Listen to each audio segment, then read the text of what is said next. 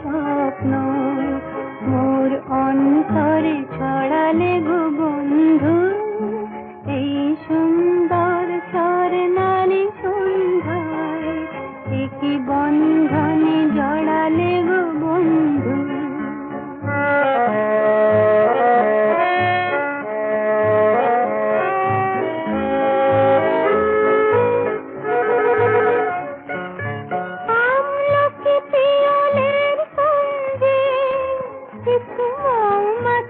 এখনো